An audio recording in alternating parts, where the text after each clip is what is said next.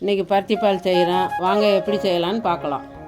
காலையில் பருத்திப்பால் குடிக்கிறதுக்கு நைட்டு பருத்தி விதையை ஊற வைக்கிறோம். ஒரு கை பச்சரிசியை 1/4 மணி நேரம் காலையில் ஊற போட்டால் போதும்.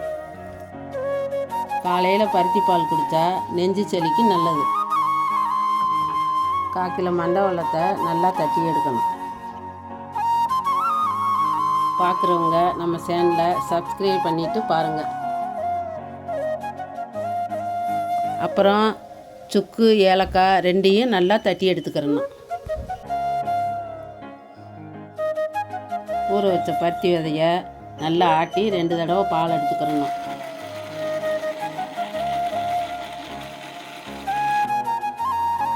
பருத்தி விதையில் பால் எடுக்கிறப்ப கசடு இல்லாமல் நல்லா வடிகட்டி எடுத்துருங்க.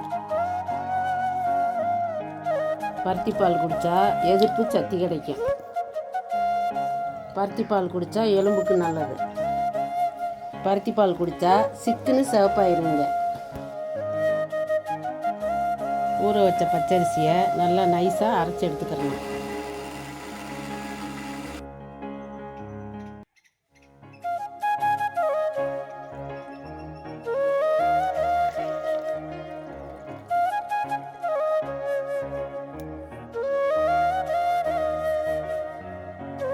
அடுப்பை பற்ற வச்சுட்டு ஆட்டி வச்ச பச்சரிசி மாவை எடுத்து அடுப்பில் வைக்கிறோம்.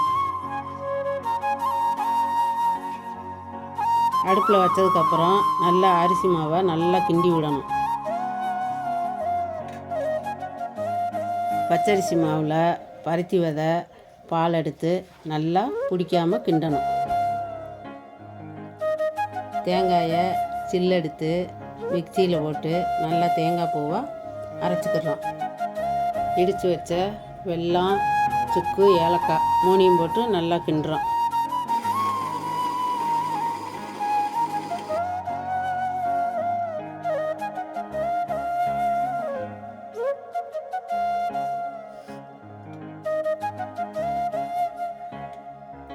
அரைச்சி வச்ச தேங்காய் பூவை இறக்க போகிறப்ப போட்டு ஒரு கிண்டு கிண்டிடணும்.